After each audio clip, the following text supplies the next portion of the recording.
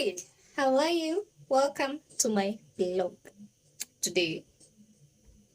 Uh, so today is one of the many days that I haven't slept. Insomnia kicked in, and I've just been tossing in my bed. I tried shutting down everything, Wi-Fi, lights, phones, everything, but I just found myself. Sasa akili yangu ikaanza kutravel, and I just had to wake up. I've done, I think, a movie. I've edited a video which I have uploaded just sahi. I think it's 4:30 a.m. in the morning, and I'm here cooking pancakes for breakfast, and then I do my laundry. So I think by the time people are waking up, my clothes shall be zitakuwa zinakauka, and these are clothes nimepostpone for like a week. In the last vlog mliona nilitoa nguo ati nifue but zikarudi kwa basket, so it's been a week since then. Sahii ndo ninazifua literally. But anyway, bora nguo zikuwe safi. Hatuteti sana, bora nguo zikuwe safi.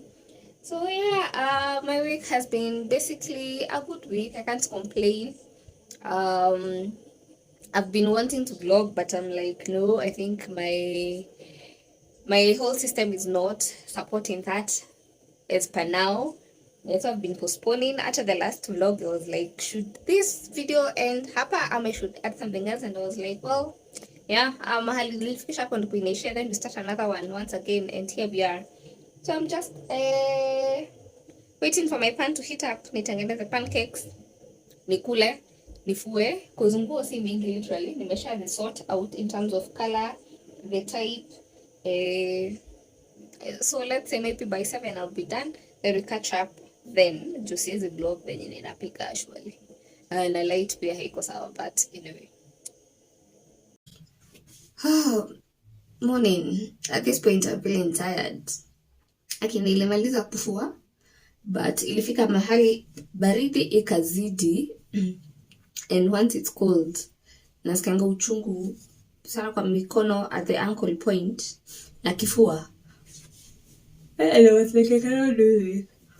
But at least I did. I finished. Nilibakisha, I think, kidogo zenye nilifeel like I cannot do this anymore. Nika clean up how. I think nalikuwa namaliza at 9:30. I started at 6. And I've been asleep from 10. Sahii ni 2. Yeah, that has been happening. Oh, but I'm having a headache. A serious one. And I'm feeling like I'm not myself. Oh, but we shall see.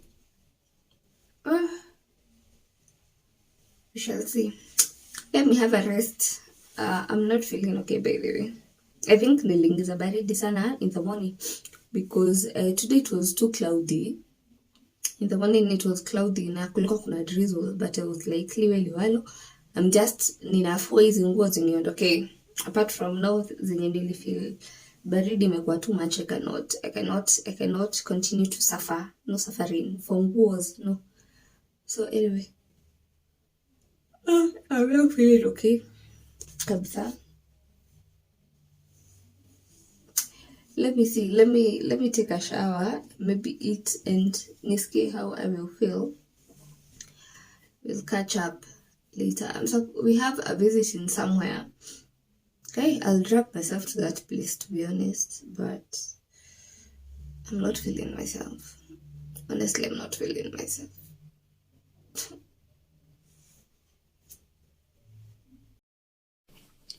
Wow, so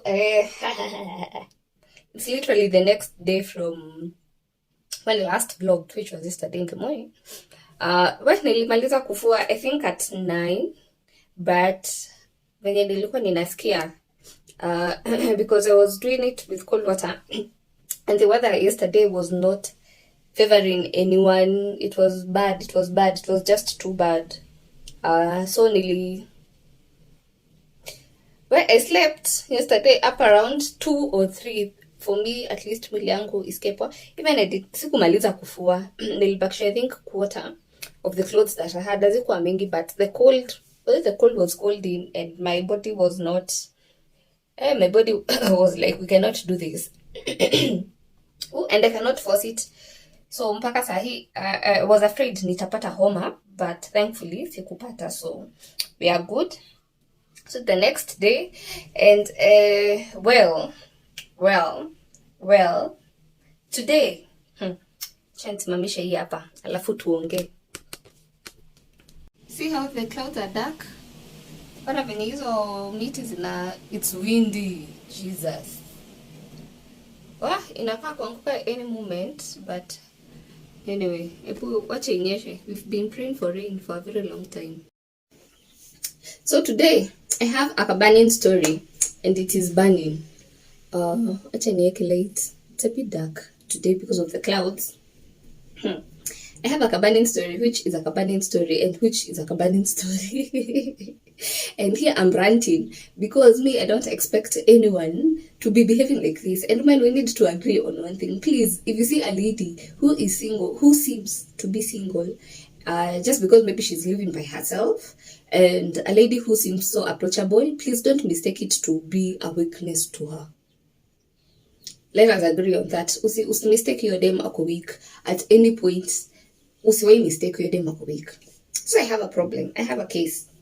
Where I have lived for like 3 years, and me, I don't interact with my neighbors simply because since I was young, I swore to myself, me and my neighbors, we are like 2 worlds apart. We once lived somewhere in Nakuru, and housewives walikuwa wana meet kwa mlango yetu hapo nje because we had a larger porch. And the things that they were talking about, man, bebewe walifanya nijue vitu mingi mbaya by hearing and listening to them, because of course mkiwa na kamushene, you shout, you laugh loudly, so almost everyone around and ask what you're saying, as much as you think other parties are not listening into the conversation. So and then maybe days later, maybe one woman and another woman who was not part of this group about Mama Nani's story and her struggles with her husband and her household and all that. So drama erupt from everywhere, and me was like, me na story ya neighbors, And also I never grew up seeing my mom with such behaviors, like how ati anaenda kwa neighbor kuketi chini wakule mushene. That is not something really that we are about. I think the only person that I can really sit down and have such moshene are 2 people, my aunt and my best friend, and my personal person of persons. Those are the only 3 people that I'm so sure me ntaketi chini and I can be so open about everything and anything as ugly as it is that is going on. And so back to the neighbor's point. So I have lived here for a while, and I have this neighbor that I think he moved in maybe this year. I'm not sure because me, I've never seen him. I don't shughulika anyway with knowing who is around or not. Me nikiingia kwangu, I lock the door. I might even be here for a week na mtu asijue niko ndani. The only thing that will make you know that I'm inside maybe is when the shower is on or when I'm watching a movie and me connect to the home theater system, so mtasikia tu marurume shakings zikitoka kwa nyumba, and that's it. So this guy comes, I think he wanted internet. First he wanted me to like give him password to my internet ndio aweze kufanya whatever maybe he needs to do with it. I left to cost share, and I was like, no, that is not possible, because one, I made sure that my internet connection is only within my house space. Ukitoka nje, it's weak and you cannot use it anyway. At the end of the day, it is only limited within my 4 walls of this small house of mine. So I was like, no, I will give you this guy's number, the internet guy's number, muongeleshe, then anaweza kuja kuconnectia and then you pay. It was deal. So I get his number, I sent him the internet guy's number, and that is it. Hiyo inaisha. Because I think alini approach nikitoka and I was in a hurry, sikuwa na story ya kuongea sana. Then the next day, this guy comes back trying to hit on me.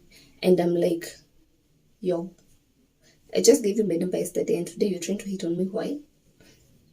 And he insists, and it is like the extreme hitting that is not quite well. So I was a bit rough on him. Na nikamwambia, yo, watch your space and please keep it to yourself, whatever. Don't just see me as a lady as if I am so vulnerable or desperate. I have my own life, and before I knew you, my life was still continuing. So there's nothing that you're coming in to change.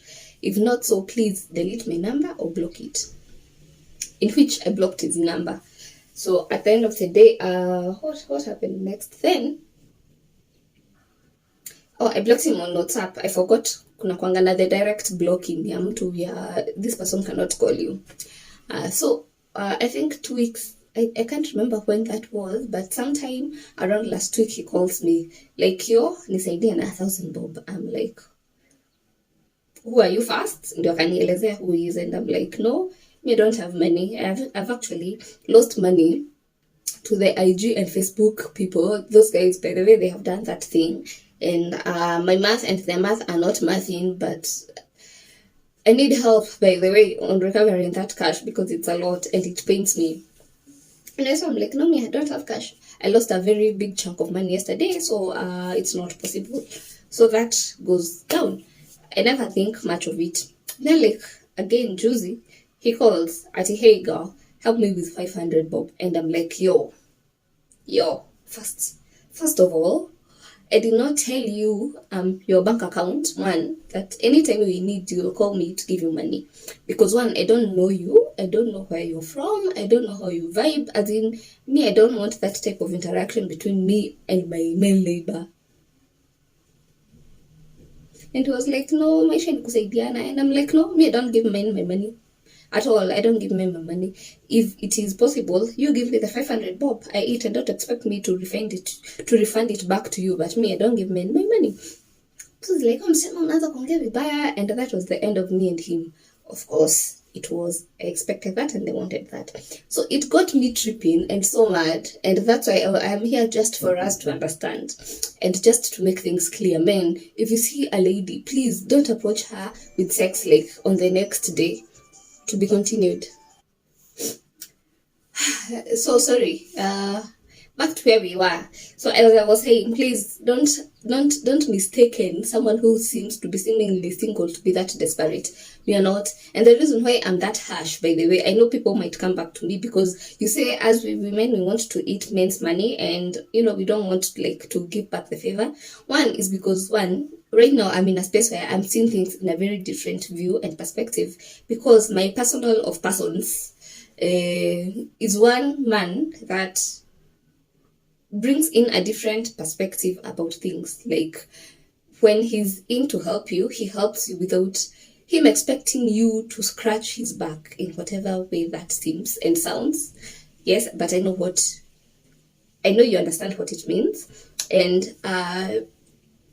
he's not doing it for favors, he's just genuinely doing it. And it's a different type and it's a different face of maybe what I have seen my whole life, in my own life and maybe in other people's life. So that is one. Two, I had a friend who was doing well financially, and the man was not well educated and he was not well. So this chick decides to open up a business for this guy, at least for them to be able to make ends meet for him. And he gave all the support. The business was registered under the guy's name actually. And he started doing well. Then one day he goes to the ATM, withdraws all the money and chucks off with everything, literally everything. Hata vitu za biashara alikuwa na fight so hard venye ataweza kunyang'anya this lady. And that whole incident was bad. And I was like, me, I think I should consider this giving out money, because I'm one person who is not a missy birika. If I'm helping you, I'll help you 100%. Even if it's financially, I'll help you 100%. And it doesn't matter, by the way, who you are. If you're my friend, if you're my boyfriend, if you're a man, if you're a lady, it doesn't matter. So I have also lent out money to someone. One was my friend who never gave me back that money, and it was a lot of money. And I've also lent one time boyfriend, and that money was gone. Because najua there's a difference between nisaidie na pesa nitakurudishia and nisaidie na pesa na unisaidie tu na siko sure nitarudisha when. That is the difference. I know also me, I have eaten I've eaten my man's money once in a while, but that is in a different perspective because it goes back to him in a different way. Like there's a time maybe he doesn't have fare and maybe me I have money, I'll send it to him and I don't expect him to send it back. So you see there is that sending and it goes back, rather than it's only one party who is removing their cash and there is nothing in return, which made me, this incident by the way, made me think of the Swidler movie. If you watched it when it was out, you get a guy who looks good, his lifestyle is okay, then he lives from your pocket, he funds his lifestyle from your pocket, and you're not the only chick that is in his list. So anyway, that just pissed me off, and I was like, nope, we need to really agree and understand. Once you see a lady, please don't hit on her on the next day asking for sex and whatever things. Please, we are different. Some of us tunaweza kumwagilia maji moto na tukuache ukilia na uende kwa polisi, and we'll still say we proudly did it because we have reached that place. And also aging makes you to be very specific and precise. Like the way I'm thinking right now, it's not the way me was thinking at 23. They're just things I could carelessly do at 23 because they meant a lot. But right now, looking back, I was like, damn, I was so stupid back then. Damn, what was I thinking about? And even maybe the things that I'm doing right now, when I am 35, I'll be looking back and I was like, damn, that was so stupid. Damn, that was so... But it's called the growth. So let us agree. If you meet with a lady, please, men, stop being simps. Because one sign for a simp man is a man who hits on you, and the only thing that he wants, for me, that is my own description, the only thing that he wants from you is sex and money and nothing else. Even knowing you better is not part of his game. Try to understand who you are is not part of his game. For me, that one is a red flag for me, and it just doesn't work. And who told you every lady is single? No, we may be living alone, but we have men, strong men by our sides and at our back who are looking out for us, and we respect them. So please keep watch.